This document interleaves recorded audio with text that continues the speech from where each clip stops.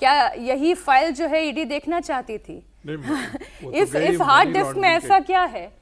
मैं तो आपकी बात से अगर सहमत हो भी जाऊं, लेकिन ममता बनर्जी के एंगल से भी तो आप देखिए, वो फाइल को जैसे बचा के निकली है वहां से, वो हार्ड डिस्क को जैसे बचा के वहां से निकली हैं, वो फोन को जैसे अपने हाथ में एकदम कस के बांध के बैठी हुई हैं। हर्षवर्धन जी, ये तो सवाल हर दर्शक के मन में भी आएगा ना, जो कहानी इस वक्त देख रहा है, कि फाइल की कहानी क्या है, इस हार्ड डिस्क की कहानी क्या है?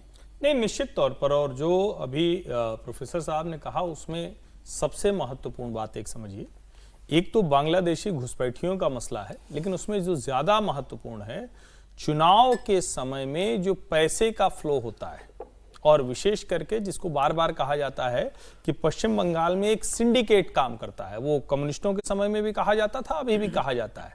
क्या उससे जुड़ी कोई बड़ी जानकारी है? क्या हवाला के जरिए रकम कहीं इधर से उधर ले जाई जा रही है?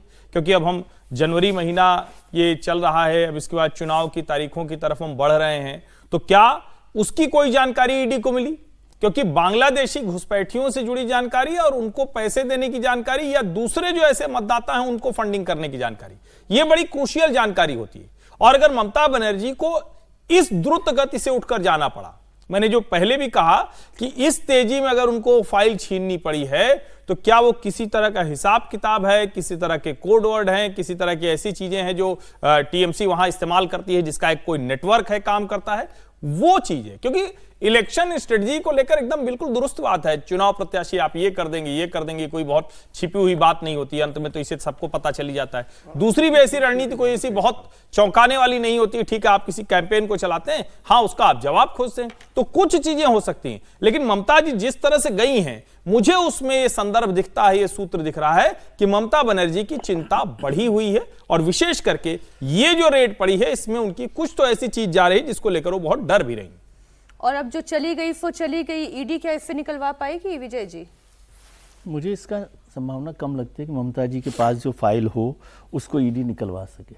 लेकिन क्या जो ईडी के लिए ये फाइल लेकर गई है ममता जी, उसी से सारा काम थोड़ी ईडी का चलता हुआ है। ईडी के पास बहुत सारे रेफरेंस हैं, और प्रवीण जैन से जब पूछताछ होगी, या जो भी लोग उनके साथ बैठे होंगे, और वहाँ पर कंप्यूटर है, उसमें सब कुछ रिकॉर्ड है, केवल एक फाइल में तो वो सब कुछ नहीं होता। हाँ, बैकअप तो सारा होगा ही ना, ये तो एक प्रिंट है या हार्ड कॉपी होगा, जो भी है, डिवाइस भी है, हार्ड डिस्क भी है, जो चीजें बाहर है वो कंप्यूटर के हार्ड डिस्क में भी होगा। तो इसलिए कोई इतना मुश्किल काम नहीं है। यदि ईडी उसको समझ रही है कि यदि हवाला का मसला है, जो भी मसला है, तो उसको केवल पॉलिटिकल एक्शन के तौर पर समझना भी थोड़ा सा ज्यादती होगा। ईडी करे, और वैसे भी ईडी का काम तो होता ही है, उनके जो आमतौर पे कहा जाता है जीपीएस पे केवल अपोजिशन के सारे ऑफिसेज का एड्रेस है, बीजेपी के ऑफिसेज का एड्रेस तो उस पर होता नहीं है, तो वो गाड़ी अभी तक ठीक नहीं हुई है। वो पॉलिटिकल आरोप चलते रहेंगे, लेकिन ईडी इस तरह से करने से ये बात ठीक है कि ममता जी की चिंताएं ज्यादा, और ये केवल पॉलिटिकल स्ट्रेटेजी का मामला नहीं है। पॉलिटिकल स्ट्रेटेजी में क्या, ममता बनर्जी की चिंताएं ज्यादा है, मतलब मैं इसको पॉलिटिकल स्ट्रेटेजी को चुरा कर ले जाएगा ऐसा कुछ नहीं है। पॉलिटिकल स्ट्रेटेजी क्या चुरानी है, वहां पर सब कुछ है। ममता जी को भी सब लोग जानते हैं,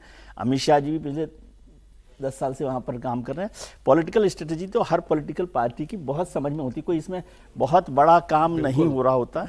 लेकिन और जो सब चीजें हैं, स्ट्रेटेजी में कौन स्ट्रेटेजी बना रहा है, क्या स्ट्रेटेजी है, वो सारी चीजें हैं जिस पर काम करना चाहिए। और ईडी को यदि ऐसा कुछ मिला है तो उनको आगे चलकर कुछ एक्शन लेना चाहिए कि क्या हो रहा है, क्या नहीं हो रहा है। आईटी सेल का भी उनका मसला है, उस पर भी काम करें। बस ये ना लगे कि आप केवल पॉलिटिकल वेंडेटा के लिए एक्शन ले रहे हो। इसलिए ईडी को सामने आकर बताना चाहिए कि भाई इस तरह की बातें हुई, या जो भी जैन साहब हैं उनको अरेस्ट करें, या ममता बनर्जी से जुड़े हुए लोग जो हैं उनको अरेस्ट करना है तो उस पर काम करें।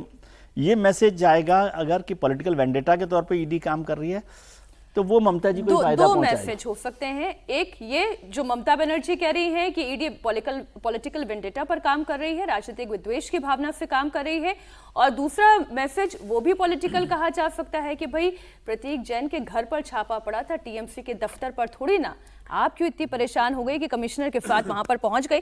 वक्त एक छोटे से ब्रेक का है सर। बस मीनाक्षी, चाहे भारतीय ये ईडी कुछ भी करे जी, ममता बनर्जी तो आरोप लगाएंगी ही लगाएंगी, चाहे उनका व्यक्ति भ्रष्टाचार में भी लिप्त हो और उसके साक्ष्य भी हो जाएंगे, तब भी वो पॉलिटिकल वेंडेटा का, क्योंकि ये उनकी राजनीति को सूट करता है।